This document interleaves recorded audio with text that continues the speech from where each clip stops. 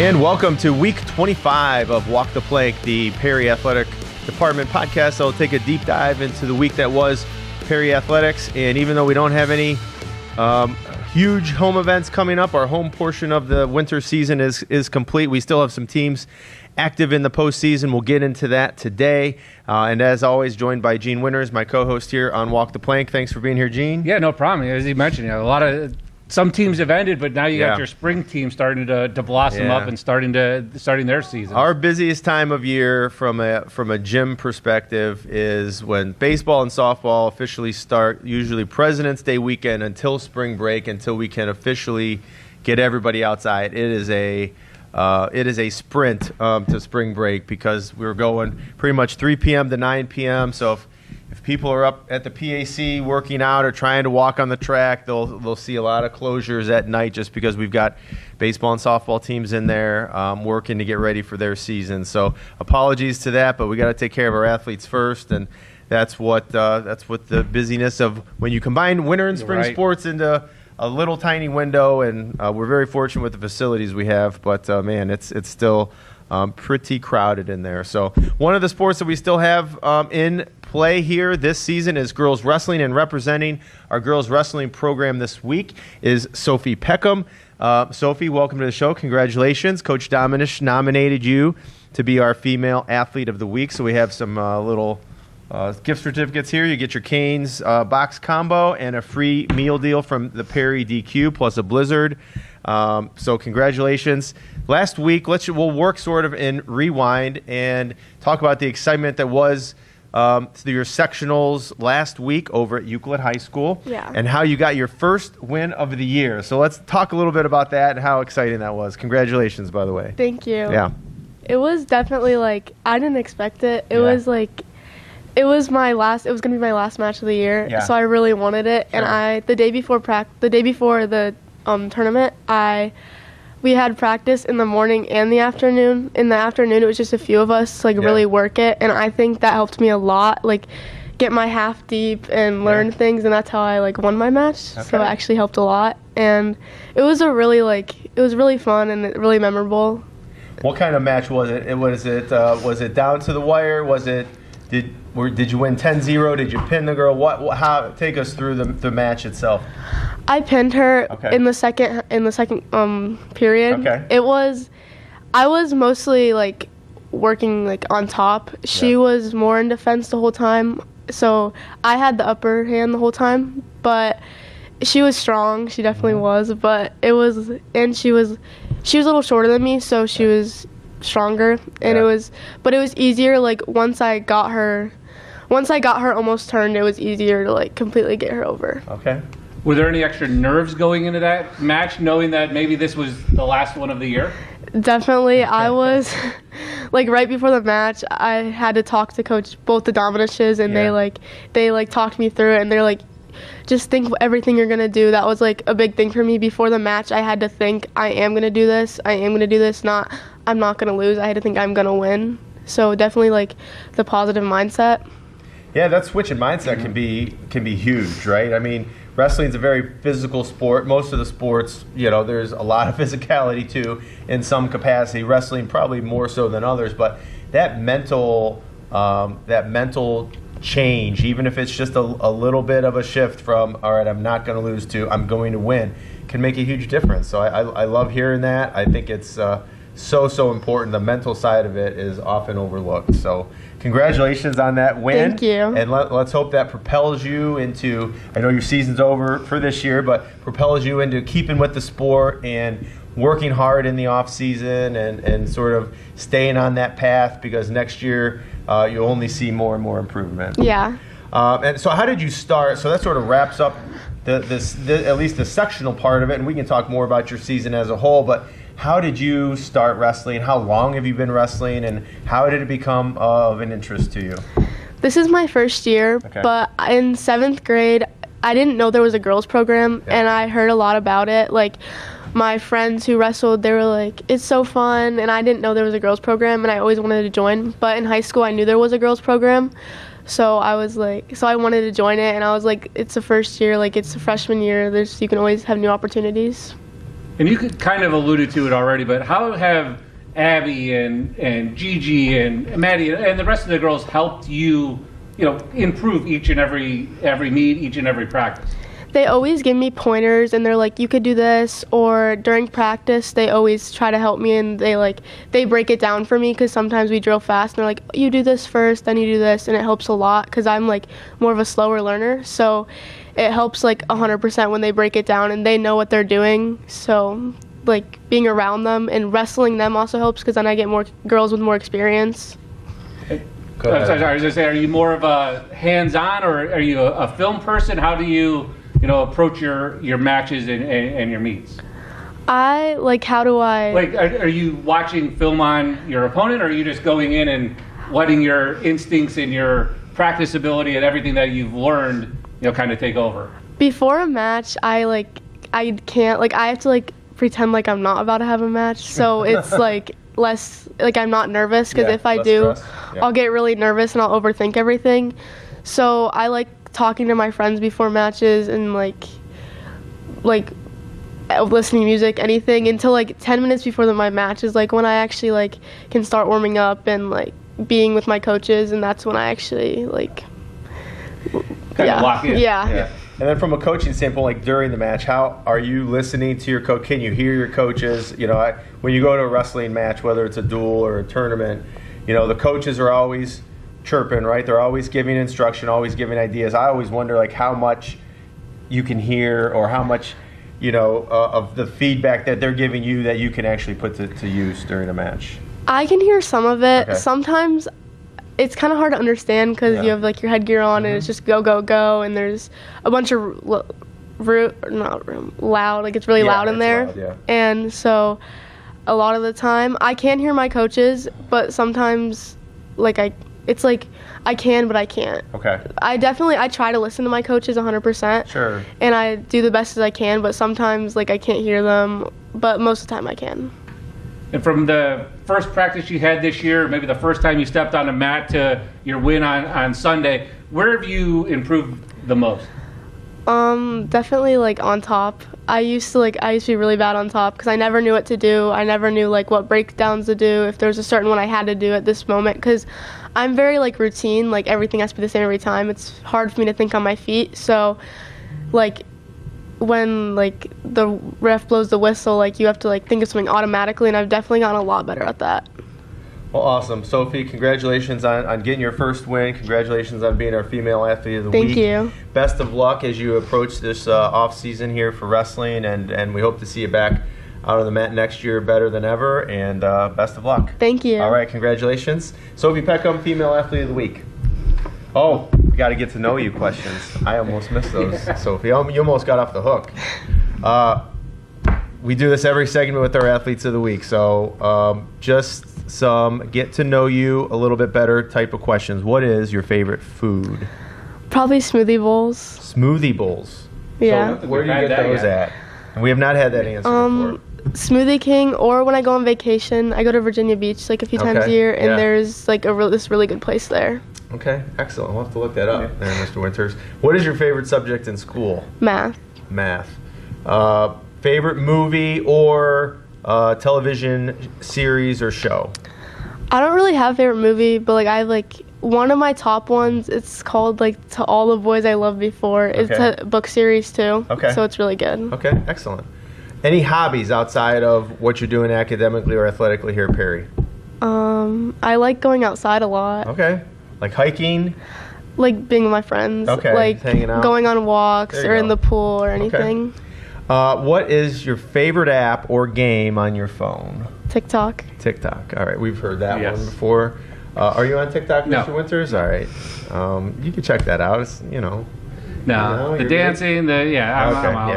Okay. Maybe 15 years ago when I was mascotting, maybe, but not anymore. Okay. What is your favorite memory from anything here at Perry Local Schools? It can be something athletically, it can be a field trip, it can be anything that you've experienced during your time here so far. What would you say your top memory, one of your favorites are? Well, the first one I come to mind is this weekend after I won, and everyone kind of just ran up to me and hugged me, and they were all super supportive about it. Yeah. It's pretty sweet. Yeah. It's awesome to have that type of support. And Yeah. I was getting texts and stuff right away that it was the highlight of the day, even though we had, all these, girls qualifying for districts. The fact that Sophie got her first win was the highlight of the day, according to Coach Dominish. All right, last question for you, Sophie, and we'll get you out of here. Visit any place in the world, money's on an object, where would you go? Anywhere warm. Well, it is March 5th or 6th or whatever, and it's looked like London here all week in the 30s and 40s, so I can appreciate that. All right, Sophie Peckham, Female Athlete of the Week, thanks for joining us. Thank you for having me. Next year. All right, thank you, Sophie. Thank you. Yeah, great story. Like I said, Coach Dominish was pretty pumped up on Sunday with her text to me that Sophie got her first win, and that was their goal coming into that day, and they got it done. And that's the part, you work all year long to get that, obviously stack a couple of wins together, but to get it in your last match at sectionals with everybody there, all the support, everybody watching, it's a great way, and it's a good stepping stone to get into next year and the next couple years for her. Excellent. All right, well, we're going to keep with our wrestling theme here for the week, and how do you guys want to do this? You want to go together? You want to one at a time? That'd be easier. Okay. Mr. Kellogg, we're going to go on the fly here. Yeah, we'll get a chair. We'll throw another mic up here. I think this will be better.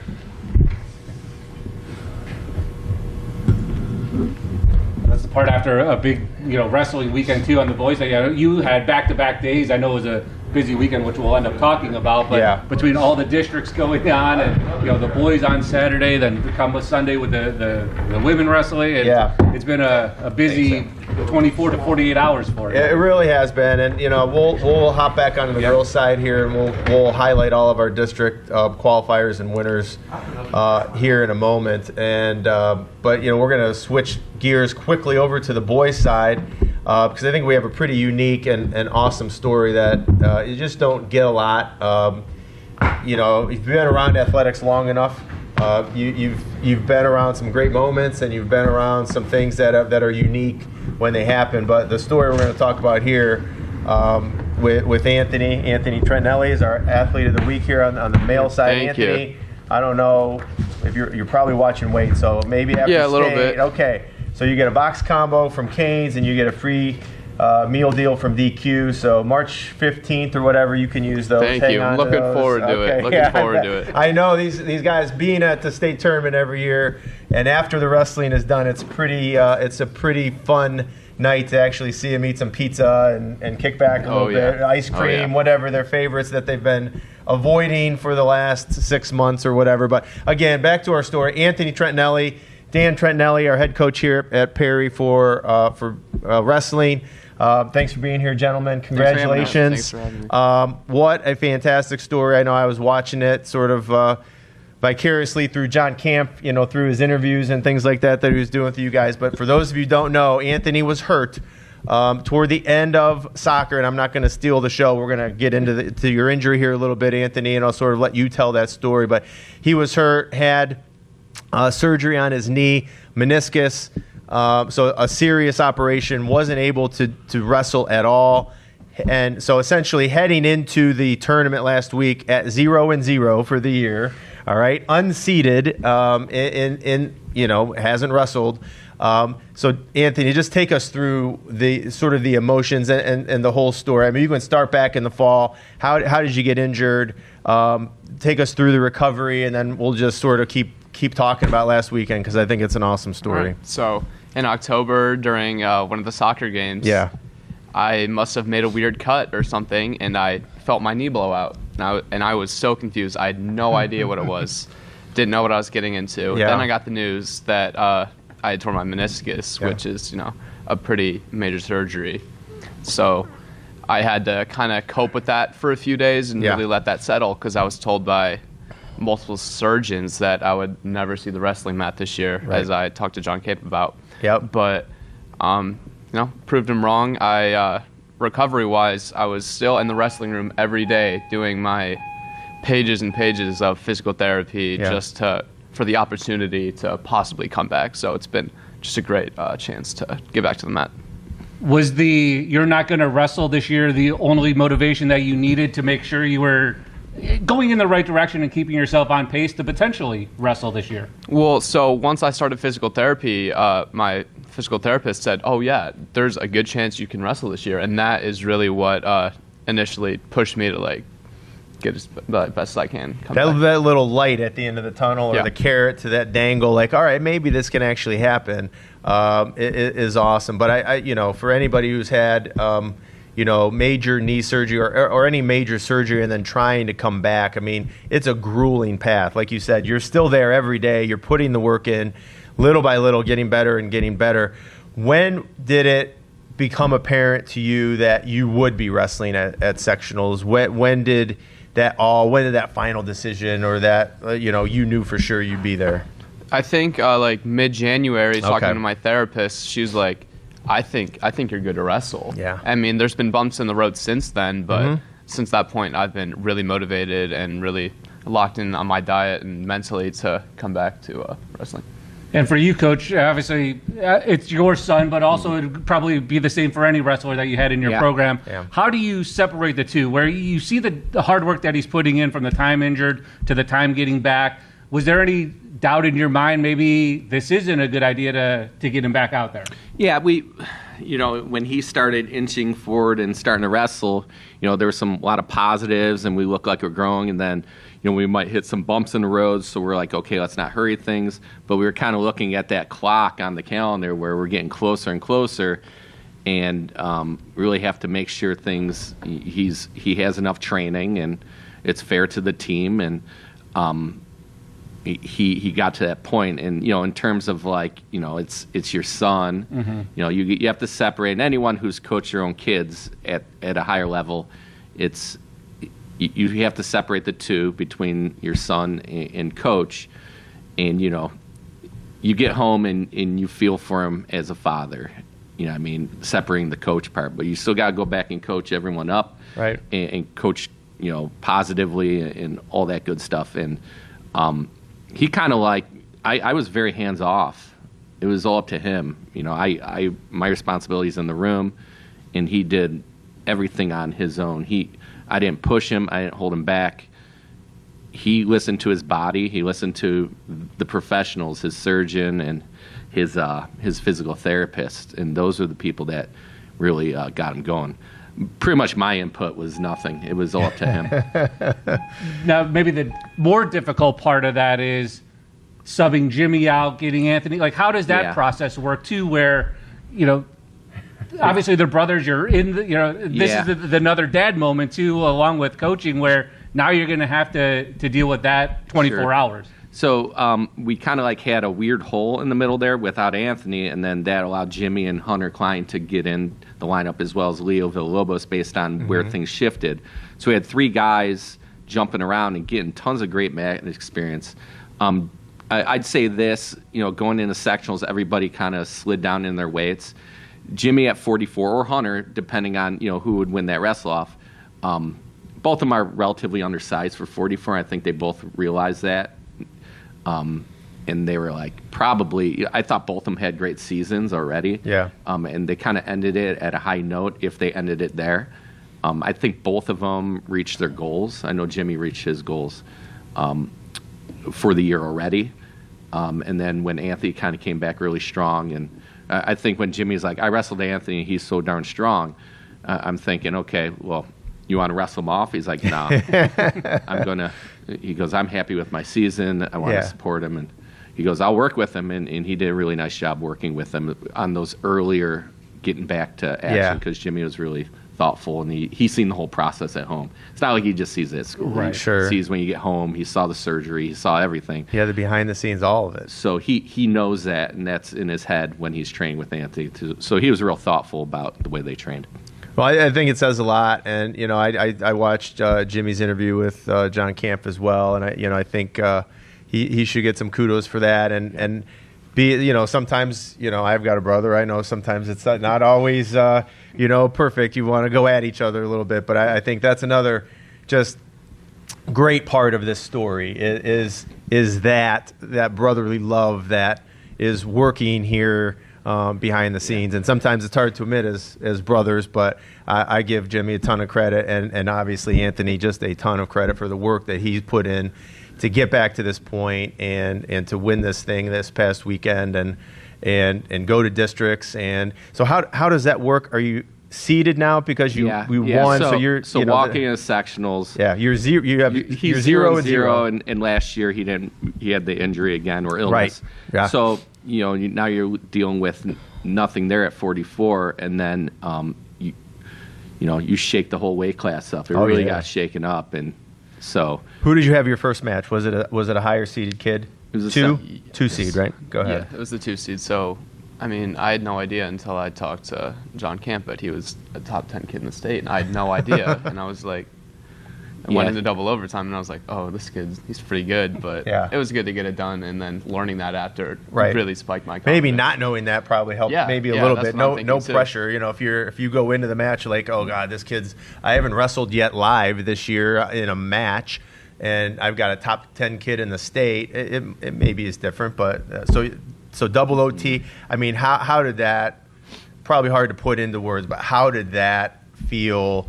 Again, first match back, first match of the year, all the injuries that you've battled, throughout your career, but this year obviously being the most major. How did that exhilaration? What did that feel like? Is it possible to describe it? It was stepping out on the mat was pure bliss. I was so happy, but as that match got into the third period, there's no physical therapy that can prepare you for the tiredness that you'll feel during a wrestling match. So. I was really tired during that match and wasn't happy during that, but now looking back at it, I'm glad that happened because that shows that I can get through anything. Right. And as you step on the mat, when did the nerves go away? I mean, is it when you first lock up? I mean, I'm sure there's many thoughts going through your mind, and at the end, it's just wrestling, what you've trained for your whole life. Yeah, so really, I haven't felt any pressure coming back. I said at the beginning, surgeons told me I'm not wrestling this year. Everything from me stepping on the mat onward is just a cherry on top. I'm not supposed to be here, so I'm just going to make the best of it. And Coach, for you, I mean, what are the nerves like watching? I think, seeing his mindset where he goes, I don't feel any pressure right now. This is just like an opportunity I didn't think I was going to get. And really, he could have gone 2 and out, and I would have been happy just seeing him, wrestling again. Yeah. So, that was the mindset. And really, we looked at each other like, you're really not supposed to be here. So he came out there real positive. And, that attitude, too, going into this weekend, you're at districts, but he's not supposed to be there. So really, he went out and he goes, no, I'm going to just have fun and wrestle loose and not be uptight, not be nervous about the outcome. The outcome, when I step on the mat, that's the outcome. I'm wrestling. Yeah. So after that, it's like all bonus. Right. Yeah, it's a fantastic mindset. It's a great place to be in. Whatever analogy you want, playing with house money or whatever, because like you said, it's just it's so awesome that you're even out there competing, considering the injury and the timing of the injury in late October. So fantastic stuff. Like I said, it's just a fantastic story and something that obviously we wish you luck this week. How does the draw look? How are things looking for you in terms of this district? Maybe we go back to Kenston. So we're in the same location again this time for districts. How are things looking for Friday and Saturday? I'm feeling very confident. Yeah. Okay. I'm happy to be back, and I'm just ready to show them what they've missed out on all year. All right. That's awesome. And how about you? I mean, obviously you have 9, maybe 11 guys there. Oh yeah. And I always, Coach Rowan would always say this is when you want to peak. Yeah. And we really were thoughtful about our practice plans, and we had 2 weeks off prior to sectionals, which we usually don't because we didn't make state duels. But then we were all sick. Everyone got that flu. We had bumps and bruises. I'm like, know what? Let's just stay in the room, and just take care of us and get in the right mindset. And really, the whole mindset is just being thankful we get to compete, versus the whole, hey, let's go get them. Like being thankful, and this put me in perspective looking at Anthony's situation, but every kid could be in that situation. And just being thankful you're out there, being thankful for the opportunity to be able to do this, because this, in the big picture of life, this is just a small segment, and this is just part of making the kids better and people, and doing hard things, because life jumps at you. So happy with our team and our performance at sectionals. They peaked. We ended up beating Buckeye, who was a major favor. Buckeye just, we took them by surprise, and they said it, and they're a good team, and they love the competition. So, we kind of jumped them, and they're excited to wrestle us again next week in a real positive way. So it was real good, and hopefully our momentum, and I know our momentum, will keep moving. We've had a great week of practice so far, and we're going to be ready to get at it tomorrow. And so sectional champions last week certainly weren't favored to do that. Medina Buckeyes, one of, like you said already, very strong program. Certainly upsetting them to win a sectional championship is awesome. And in that we get, 9 district qualifiers, 2 alternates. I'm going to rip through them right now. Our champs last week, Landon Rusnak at 132, Anthony at 144, Chance Schlau at 150. Antonius Bertone and Trent Taylor were champs, 157 and heavyweight. Both of those guys got their 100th career wins, so that was exciting to see that happen in a postseason setting. Other placers, Cooper Schlau was third at 126. Dante Villalobos Pacheco, second, runner-up at 138. Miles Osborne, third at 165. Jackson Bezig, second, runner-up at 175. And then our 2 alternates, Keegan Cole at 5th and Max Odorsic at 215, Keegan at 190. So we've got 11 guys we're bringing with us tomorrow. And I do want to mention Miles Osborne, who he also was injured. He broke his fibula early in the season, and he's been out up until a few weeks ago. So he's one of those guys that has been injured like Anthony. He got back at it too. With Antonius bumping down and Anthony bumping down, that opened up Miles. And right now, I think this is our strongest lineup of the year coming in. So really Miles too, man. He overcame an injury, and he's back in that lineup too. And good stuff. I think we've touched on it with you before, growing up with these kids and being around them the whole time. For a guy like Trent and a guy like Antonius to get their 100th win, is that 100 like the milestone that most guys are going for? Mm-hmm. And for them to achieve it, what does that mean to you as well, knowing that they've put so much time and effort to get to that point? I look at it, I don't pay attention to it as a coach, not in a bad way, but then I see the family, how excited they are, because most people don't realize all the things the family goes through with a wrestler or any sport. The emotions, the kids coming home, they lost this and that, and going through their whole life, and then you see how happy the family is. They make the poster, and it's a great way to celebrate as a family, I think, even more. We celebrate as a team, of course, but I think that's really cool for the mom, the dad, the siblings to all celebrate that, because they're kind of like the unsung heroes, the moms in the stands or the dads in the stands who come home and that's a shoulder to cry on or arm to put around. And, you don't always look at that part of it too, because, they come home and it's all, you're still emotional about it. Yep. All right, guys. Well, really, thanks for being here. I can't wait I'm going to come out there Saturday, and hopefully things are going our way, and with that many guys in the lineup, I know the Perry Pirates will be making some noise, and we probably won't be catching Medina Buckeye off guard this week. They'll be ready, but we wish you nothing but the best of luck. Anthony, before we let you go, just some get to know you questions for our athlete of the week here. We'll talk about. Let's start with your favorite food, which again, I don't mean to rub it in if you can't have it right now, but. Sushi, 100%. Sushi. So you can probably eat that during the season? Yeah. Oh, heck yeah. That's good for you. Yeah. All right.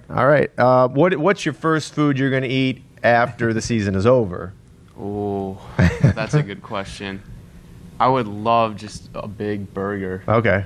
Or some ice cream, something like that. All right. I think we can take care of that. Favorite subject in school? Math. I okay. love math. Excellent. Favorite movie, or if not a movie, show, television series? My favorite movie is Interstellar. Okay, that's a good one. I like that one. Yeah. Hobbies. Obviously, you're involved. You're a multi-sport athlete for us, whether you're on the soccer field or the wrestling mat. Any hobbies outside of what you're doing academically or athletically here at Perry? Love hanging out with my friends. We're always, in the woods, down by the river, hanging out, building forts, whatnot. Cool. Camping. Favorite app or game on your phone? Mr. Winters is looking for new games. I love TikTok. Right now I'm playing Geometry Dash. I think this is like 3 weeks in a row. Yeah, we got Geometry Dash 3 weeks in a row for the kids. It is. It's getting out there. Is that a newer one, or is it? It's an older, but it's getting popular. It's coming back. Retro. Yes. Yeah. All right. Favorite memory so far? You've been in Perry, for a long time. What are some of your favorite memories? It can be anything, athletically, academically, a field trip, whatever, team experience. When you graduate here, you've got some time before that happens, obviously. But what are some of your favorites you're going to have? Really, just with the wrestling team, being with the team on those long trips, those long bus rides, all the hotel rooms, just having fun as a team, which is, I think, one of the best things about our lineup right now. It is an awesome thing. I love it for our teams. It's a common answer, which is a great answer because it means the team camaraderie and our coaches are doing good things, and you guys, whether it's wrestling or baseball or softball or whatever track, they're all sort of hanging out and having good times on some of these trips. So, Anthony, if you could visit any place in the world, money's not an object. Where are you going?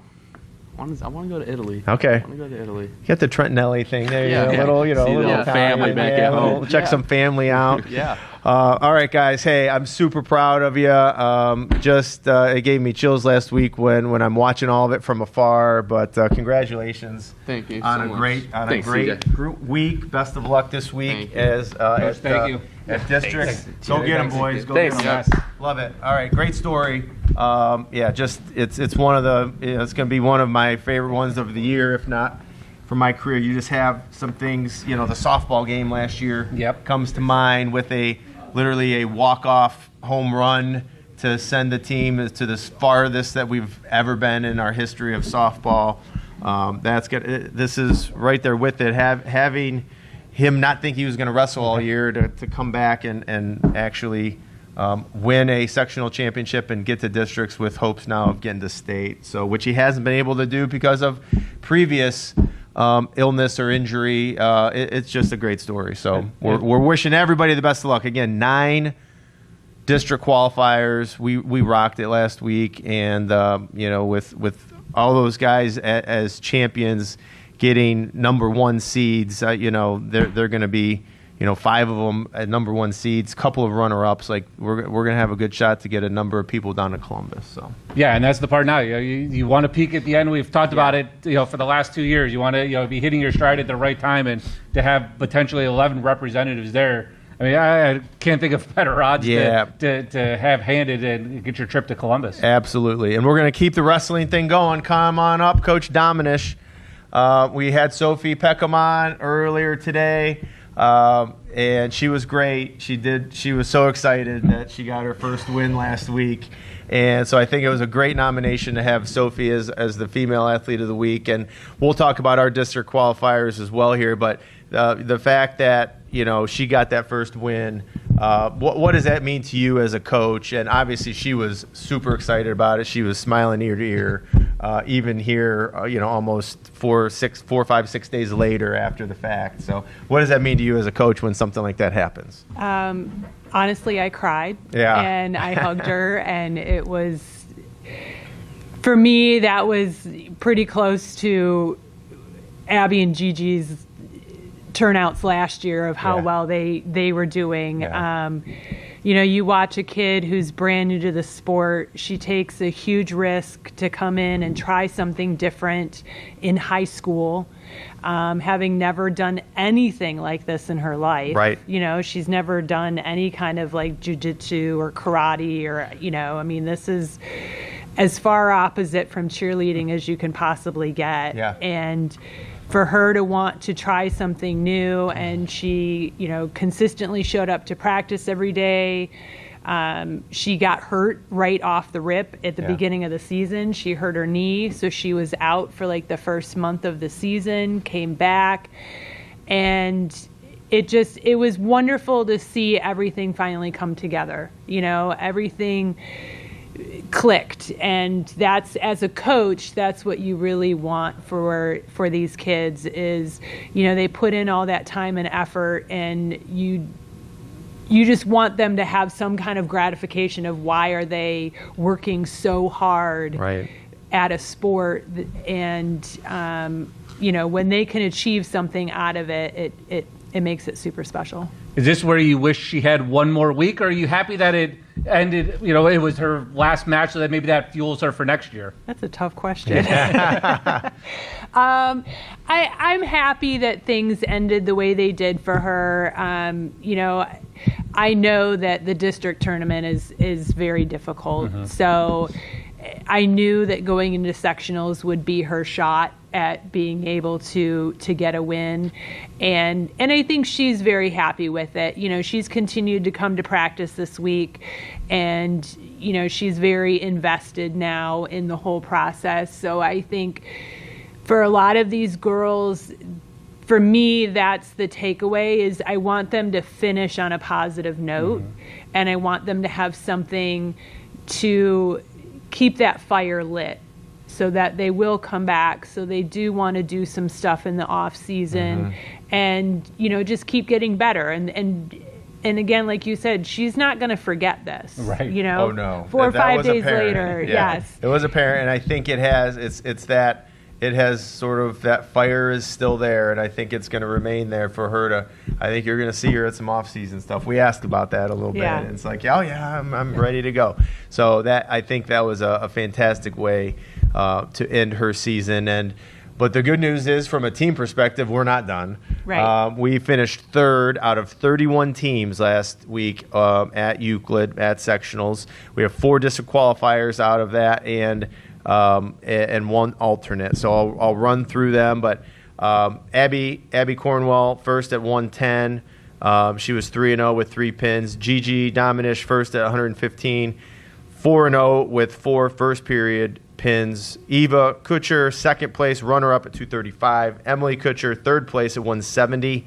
And then Maddie Hedges, our alternate, at 155. And Tegan Feaster actually finished sixth at 140. So overall, to finish third out of 31 teams, a fantastic day for the Pirates. And then getting these 4 or 5 girls on to this next week, where we'll be at Mentor for districts on Sunday. Yes, it was very exciting. It's been enjoyable to watch the team grow, from last year to this year. Mm-hmm. And as a coach, that's your goal, is to just keep the ball rolling, keep things moving forward in a progression. And thankfully, we've been able to do that for the number of girls on the team, as well as the number of girls qualifying for postseason. And I'm going to start backwards and start with your alternate first, because we had her on a couple weeks ago with Maddie, and I thought she was phenomenal, and getting to learn her story a little bit. How has she grown from the first time you saw her on the mat to where she was, being an alternate this weekend? A lot. Maddie has grown a lot. She's a tough cookie. Yeah. I think that's kind of the best way to describe her is, she's been through a lot in her life, and she came in last year. She was ineligible for the first half of the season. She worked really hard to change that, and wrestled the second half of the season last year. She had a 50% average on her season last year, and got to districts and got to sectionals and wasn't able to make it on to districts. And that was kind of her goal this year, was she wanted to qualify for districts. So, she didn't quite make it 100% to that goal, but her average of her wins this year was phenomenal. I mean, I don't have the numbers in front of me, but I know that her record was easily 75 to 80% win record this season, and just much more consistent in her performance. Figuring everything out, wrestling is a lot of mental and emotional balance. And you have to have the technique, obviously. You have to know what you're doing out there, but then you have to be able to control your mind and control your emotions. And that was a big part of Maddie's learning this year was, how do I go out there and how do I set myself up mentally and emotionally for success? And that was something we worked on a lot with her this year. And I think that she did a great job of, pushing through boundaries that previously she wasn't able to get over. And so now on to districts. We'll have, again, guaranteed 4, and Maddie has a chance to get in as an alternate, even though obviously it's not always a likely outcome. But how are the draws looking for Sunday over at Mentor? They look pretty good. Yeah, they look all right. All right, we don't want to jinx anything, so we don't have to get too in depth. What time, if people want to come out and support our girls wrestling on Sunday, what time are we kicking off over at Mentor on Sunday? Wrestling will start at 10. 10 a.m. Yep. So now, as you look at it and you're happy with the draws, how does it? You have both Abby and Gigi, who have made runs the last couple of years. Yeah. How do you keep them focused on getting through this week with the ultimate goal of getting to Columbus next weekend? So each of them are kind of in a different spot with their wrestling right now. Abby's had a few minor injuries that she's working through, so we've just kind of taken a step back on the intensity with her, mostly to preserve her body. She is in a very good mental state, from what I can tell from her wrestling. She steps on the mat and from our conversations, I think she's mentally very well prepared. And we're just trying to preserve the physical aspect of, the long season takes a toll on the body. We're preparing her obviously a little differently. Gigi was the opposite effect. She was out half the season for injuries. And so she just came back about a month ago. And so for her, it's kind of the opposite. We're ramping up the intensity and we're trying to make sure that mentally she's good to go as well, because, you haven't had the mat time, so every time you step on the mat, it's, working through that mental game of, am I there? Are things good? And, just making sure that she's mentally and physically ready. I don't have any, big doubts in my mind, but it's just, each of them are at a very different phase of their season because of the injuries that they've both had to deal with. All right, well, that's good. So, if Gigi's healthy and ready to go, and so like you said, we're trying to get as many match-like experiences, even in a practice setting, just to make sure that she's ready. How about the Kuchar girls? Eva at 235, Emily at 170. What can you tell us about them, district qualifiers, and obviously we'll be competing this weekend with a shot to go to the state tournament? Yeah, I think Eva has a really good shot. Again, with her, she's been battling a knee injury. And so we've been playing it very safe with her. Mentally, she's good. She's like, this is what I want to do. And so we've been very strategic with her about what tournaments she's done the end of the season and where we've taken her, what she's been doing, how she's been training in the room. Different things to make sure that physically she's good to go.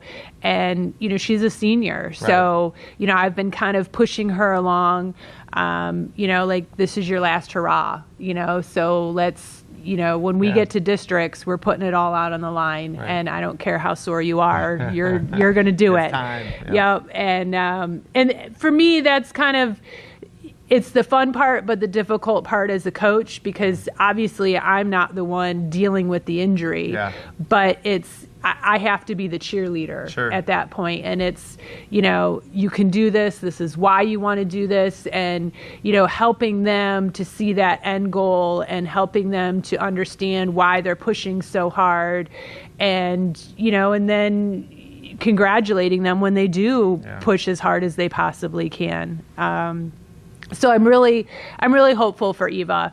I think that she has all the tools in her toolbox to get it done. So, and Emily has had a standout season as well. She really turned things around from last year. I remember last year she, I think, won 7 matches out of like 30 some. Yeah. So, it was very just, again, a freshman who had never wrestled before in her life, brand new sport, and, had a few successes. And so this year it was just rebuilding on that and continuing that growth with her. And she's really taken off. She's had a winning record this season and is, doing all the right things. Her weight class is very tough, and each of the weight classes I've noticed are very different. So some of them are tougher here in the north, and some of them are tougher in the south. And Emily's is definitely a little bit tougher up here. So, she definitely has her work cut out for her at districts, but I think she can get it done. Okay, awesome. Coach, best of luck Sunday at Thank Mentor. you. Thanks for joining us, and we'll update everybody next week on next week's show, and 10 a.m. At Mentor. Yes. All right. Thanks so much. Yeah, exciting time for obviously our wrestling programs. Both the boys and the girls are the sort of last ones standing. Yes. And we'll sort of put a bow on the rest of the winter sports here in a minute, but we'll transition quickly over to some middle school sports and bring up Mindy Allen for our middle school sports update here, because we are officially done with winter sports at the middle school as well. Yeah, So, a little break. Yeah, tiny one. You Yeah, had a couple little. of weeks. I think one track starts Yeah. Monday, and Right. tennis is getting ready to gear up. So Yeah. 1 week of no middle school sports other than chasing stuff down. Right. So how did so we've had you on since the girls basketball. We had a Yep. runner-up in 7th grade on the girls' side, and the 8th grade were champs. How did the boys wrap up last weekend? Well, we had the same thing. Our 7th Ditto, grade Duke, were yeah, runners yeah. up, Okay. and 7th grade, they had some tough competition. Hawken Hawken. has a very, very good 7th grade team. They're loaded Matter up. of fact, kind of on a side note, it's kind of Yeah. funny. After we played them here the first time, the coach was like, "Hey, do you think you can call their AD and maybe the 8th grade can play the 7th grade and the 7th grade can play the 8th grade? We think those might be more competitive games." I said, no. But honestly, Great idea. they probably would have been matched up more equally Yeah. if we would have played them that way. Sure. So Hawken was very dominant. I told our boys, though, you can't hang your heads. Yeah. I mean, half the league were big league in the Yeah. CVC. So they finished second Right. out of half the league in the Sugar and Lake. Yeah. So they knocked off a number 1 seed in overtime On the road. in Conneaut. front of my understanding was they had a big home loud crowd at Conneaut. Forced them into overtime. And they also, I saw some pictures, Mary, our trainer, showed me, Conneaut, 7th and 8th grade both had some over 6-foot kids that were good athletes. 6'3" kid, Yes. 7th grade. So, and they knew how to use him. They'd Yeah. feed the ball, but they fouled him out. Yeah. And then was able to get things moving in OT and ended up winning that game by 5 to get them to the championship. So, they need to keep working. And one thing, you listen to Teresa talk, and with wrestling, there's that mental piece. But what I've been really emphasizing with the middle schoolers this year is it's everybody. If you are an athlete, that mental piece, you listen, we've talked about it on here before. Yep. Heisman Trophy winner, what's he do to take that next level step? It's the mental reps. You listen and watch the Olympics, and what do those athletes say? The mental reps, the things that they're doing to mentally prepare. And so, you can't go into a game thinking, oh, they're better, I'm going to lose, because now you've already taken yourself out. So that's something that, trying to work with the athletes, to understand they're never out. You are never out. Do the mental reps as well as the reps in practice. And then our 8th grade, they ended up beating Edgewood from the other side of the bracket, and it was a good game. But our 8th grade, they did a really good job this year, just dominating across the board. But I have to say, a huge shout out to our cheerleaders. We were small but mighty, showing up, and Saturday they cheered for both games. The 7th grade was in the middle school, and then they left, went up to the high school, cheered for the 8th grade. And what a great environment. The middle school had money set aside for me that I wasn't aware of. So we incentivized. So I went around to the classes in the morning last week.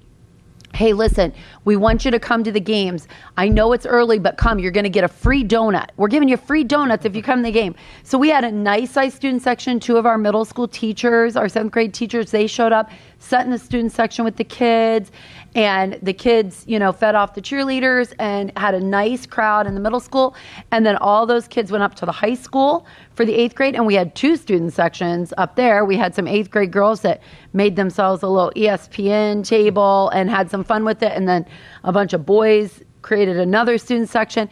So it was just a great opportunity, not just for our athletes, but for our student body and kids to just kind of enjoy that atmosphere, which is what we want. We want these kids to make memories, because they're only here one time, and that these moments are going to be gone soon.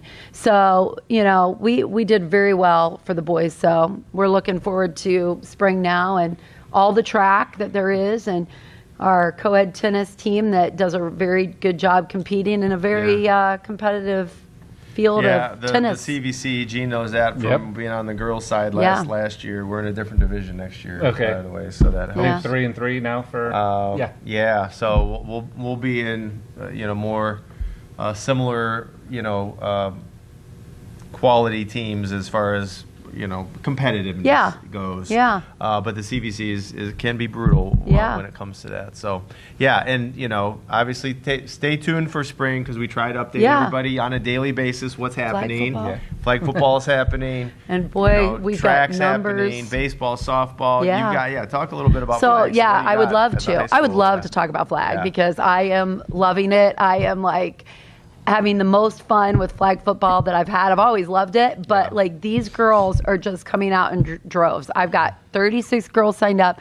I've had 26 girls show up to practices so far. I've had more practices already than I've ever had in any season. And the girls are so excited that yesterday I finished work and I'm like, okay, I'm going to just do some laps around the building, get my steps in for our walk challenge we have up here at the high school, trying to compete with our marathon trainers, Coach Martin, who's getting 30-some thousand steps. I said, dude, you're killing me. I know. I saw him after practice yesterday. It looked like he was and then flying he's around. Yeah. He's literally sprinting. And here I am walking. I'm like, you're killing me. That's unbelievable. But anyway, I'm doing my steps, and I've got 6 girls that show up at 4:25 into the gym. We don't start practice till... it was 5:25. We start at 6.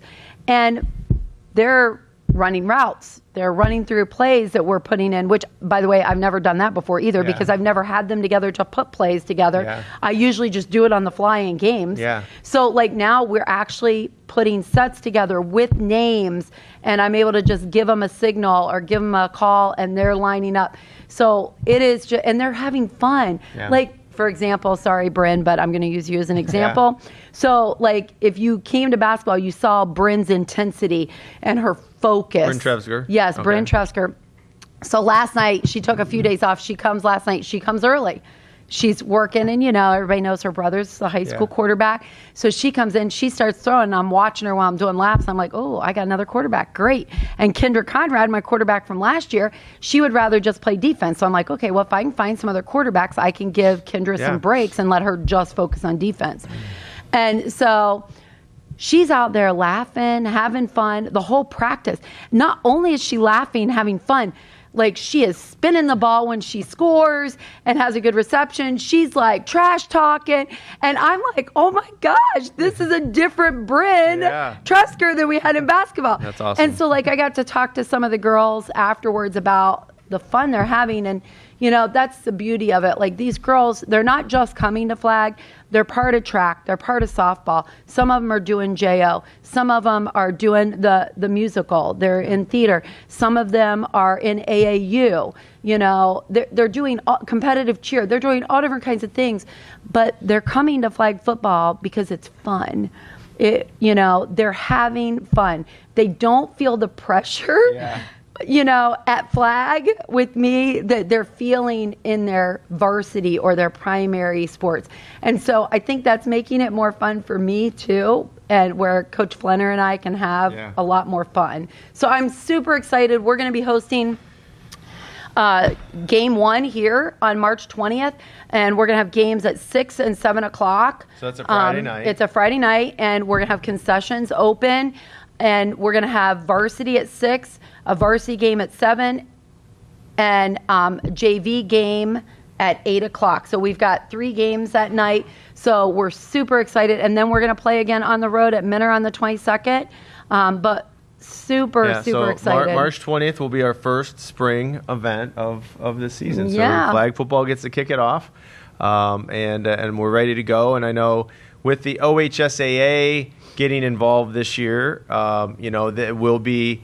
They're not messing around too much with the regular season, but I know they're sponsoring the postseason tournament. So there will be a state champion this year for the first time in girls flag. So that's exciting. So the Browns are still in charge of everything. So they did the schedule, and then we have grown so much. So 6 years ago, when Coach Rosati first brought me in to help, there were 6 teams. Mm-hmm. Now we have 11 divisions with 10 teams in each division. So over 120 teams. Yeah, so it is phenomenal. 6 years, that's awesome. The growth. And I was blessed to be asked to be a part of the rules and coaches committee. Yeah. So we sat, there was a group of coaches who actually play competitively, co-ed, compete at a high level in flag football still on 5v5 teams. So they took their experience and what they're doing and brought it into the rules. So there's going to be some rule changes, but the Browns are still over everything until we get to that championship day, which is the day before graduation, May 16th. So yeah, but we are super excited. Super excited. Is there more pressure on you now that it's an OHSA event? Well, actually, I don't feel more pressure because of that. I feel more pressure because the last 5 years we've made it to the championship night every year. So even last year, I was really nervous because we never had the whole team at a practice. Some nights, it'd be Addie Flenner and Kendra, or Addie Flenner and Adriana Polzer and Chloe. I would only have, sometimes it'd only be 2 or 3 girls. So we never, ever had a practice with everybody. And so the pressure this year, and we get to the semifinal night where we're competing and having to go against Hawken, who's always very good, and their strength and conditioning coach coaches them. And I just told the girls at Brooklyn, I'm like, we have to win. I want to win. We will do whatever we got to do to win. I want to get to that night. And they did it. And, and I felt bad for Hawken because they wanted it too. But it's hard. The competition that we're going to have this year is going to be so much harder to get to that point because we have Edgewood, who went to the state championship last year at the Hall of Fame in our division. So it is going, I just keep telling the girls, speed kills. Yep. Doesn't matter. And I'm telling you, I've got some fast girls. So if I've got to line up 4 receivers and send them all vertically and have my best, and even if that's Emily Meckenbauer throwing the ball, because honestly, Emily's probably got the biggest gun of anybody on the team. That doesn't surprise me. So I'm like, speed kills. So if we got to, we're just going to run. Yeah. All right, Mindy Allen, girls flag football update at middle school. We're wrapping up the winter sports here, so thanks for being here with us, Mindy. Thank you. Appreciate it. We'll have you back, and we'll get a flag update here after week 1. Yeah, sounds good. All right, thank you, Mindy. So a lot going on. And we've covered a lot so far, but there were a lot of teams that unfortunately seasons came to an end over the last week to 10 days. So let's kind of go in reverse order. We'll start with gymnastics. They had districts at Hudson. We had Coach on last week. 3 girls competed. 3 girls. We had Kira, Marley, and Gia. They did great. I went out to the event on Sunday, and they represented Perry very, very well. unfortunately didn't get anybody out to the state tournament this year.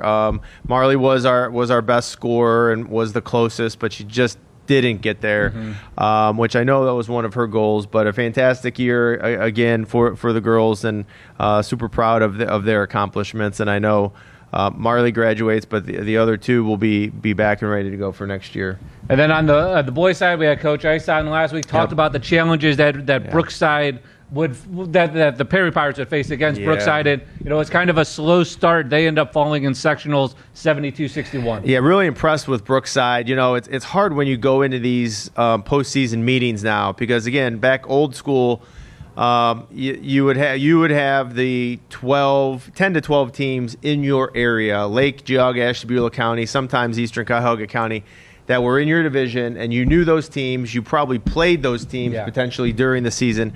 You knew them very well. And now that we're combined with 4 districts, essentially, through Northeast Ohio, Youngstown, all the way to Sandusky, and everywhere in between, you've got 40-plus teams. It's hard to know. And you've got Martin RPI involved, which is essentially the same thing that football does. It's a point system, so wherever you get your points, that's where you fall. It's based on wins and losses mainly. So we, when it came time to pick, we're the 13th seed out of 40 some teams, which is good.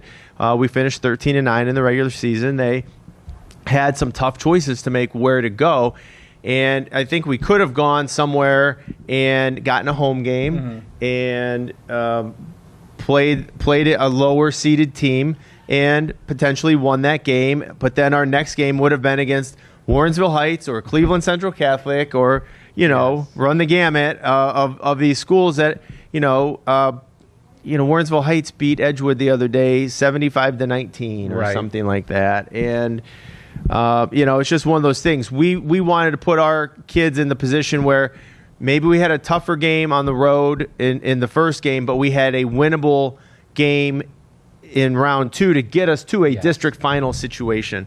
And it did not work out. We started out slow and against a very good team like Brookside, again, who we're trying to gauge. We're looking at Max Preps. We're looking at teams they've played. We're trying to gauge, all right, how good are they? They're out in Lorain County. We're not familiar with them, and hats off to them. They're a darn good basketball team, and they had a great home court advantage. They had a great student section there. All their kids had their backs turned as our kids were being introduced, and the whole 9 yards. It was awesome. We started out down 9-0 and 17-4, and we battle all the way back. We cut it to 7 in the fourth quarter. And, so again, all the what ifs start to come out. What if we didn't give up a 9-0 run to start the game and this and that? But they played very well, and we played very well after the first 5 minutes of the game. And so it just didn't end the way we wanted it to. But Brookside goes on to win on Tuesday night.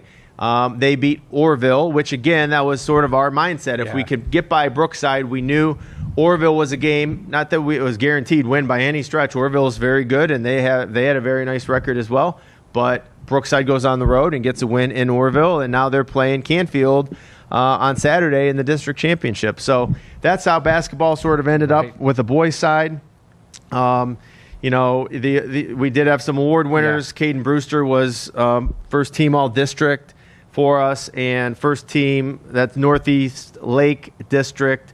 And Chase Savan was honorable mention there, and I know we put out our first team CVC stuff a while ago. So that puts a wrap on the boys' basketball season.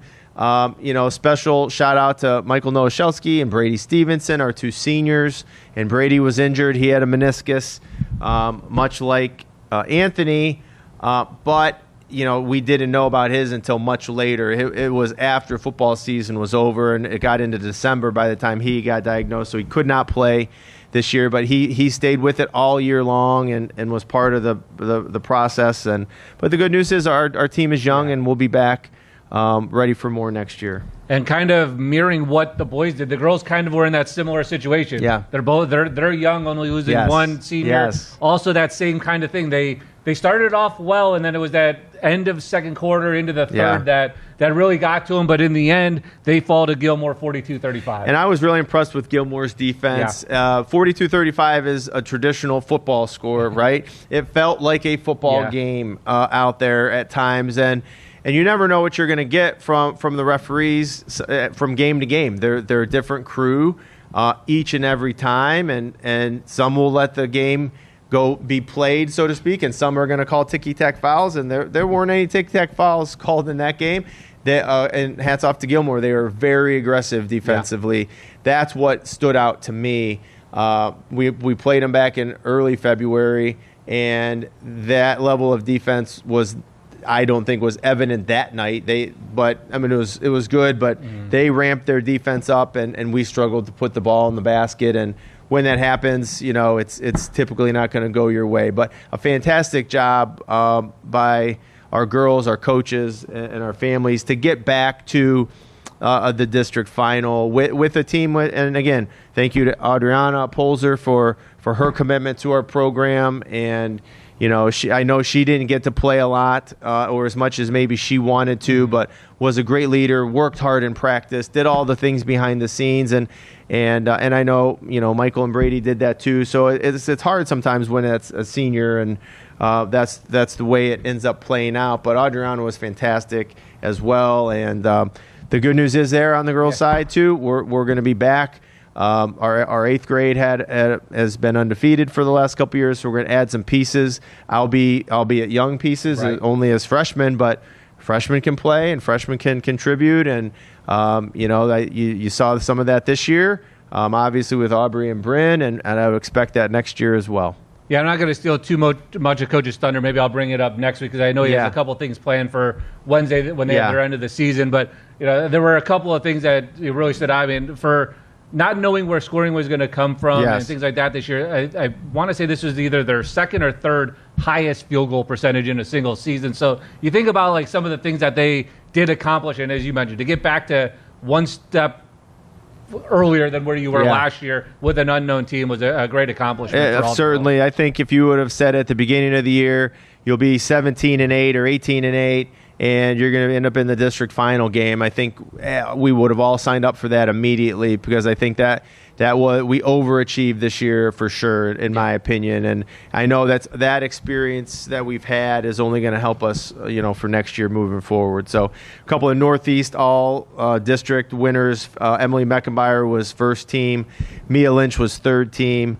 Aubrey Hopkins, Sophie Savan, and Peyton winners were honorable mention all districts. So certainly some well-deserved hardware there for the girls. And then the last winter sports team, that their season came to an end. We talked a little bit about swim last week with Traxton and finishing and diving, but you had two that represented Perry, both on the boys, one on the girls' side, and Brody Hicks and Noelle Griffith. Yeah, and Traxton, again, back-to-back years qualifying at the diving level, finished 24th, so didn't advance on to the finals. But, again, I know he's got 2 years left in order to get after that. And then, unfortunately, both Brody and Noelle don't have 2 years left. I wish we did. Because I can guarantee you this, Brody would literally have every record on the swim record board, because they would get their relays, and he would drag those guys along, and certainly great swimmers along with that. You can't do a relay by yourself, and they were so close on getting that relay down to state this year. But Brody and Noelle's careers have come to an end. Certainly well decorated. We'll start with Noelle. She qualified in both the 50 and the 100, and those are two of the most popular events, which makes them two of the most difficult events to have success in, because everybody's doing them. And so she did not qualify out on Thursday night to the finals on Friday, but I know she has aspirations to compete potentially in college, and I would certainly encourage her to do that. She could certainly do that if she wishes. And Brody's simply going to go down as our on the male side of things, our most decorated swimmer in Perry history. And there's no doubt in 10 years when he's eligible, he'll be in the Hall of Fame because of what he's done in the pool for us. And again, he holds every individual record, holds one of the 4 relay records. And, he'll probably tell you, he qualified in the 50 on Thursday night, so he got to swim in the finals and finish 7th overall on Friday night, so that was fantastic. He had a below par for Brody Hicks anyway, 100 on Thursday, and he finished ninth, which was .005 seconds behind being in the top 8. Okay.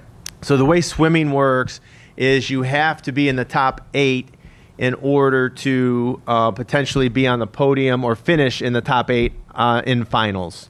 So he finished ninth or 10th or something like that. And then so he's in the second fastest heat behind him. He actually beat 3 of the swimmers on Friday night.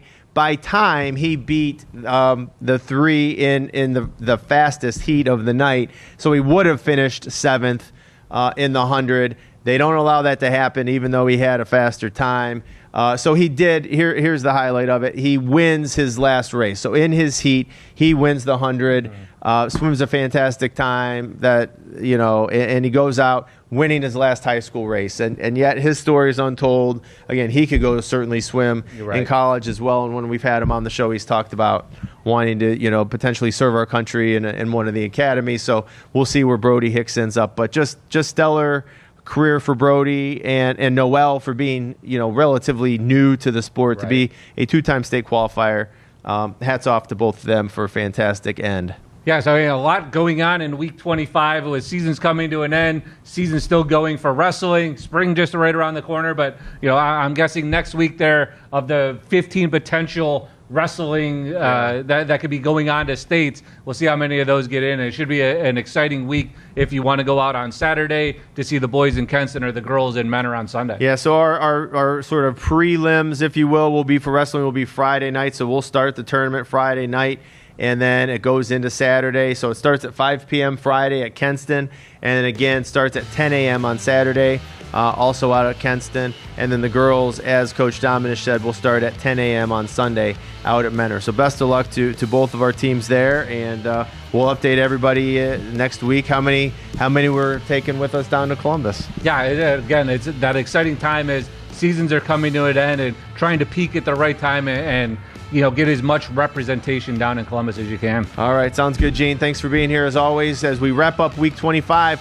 we'll be back and better than ever for week 26. So join us next week. Until then, go Pirates.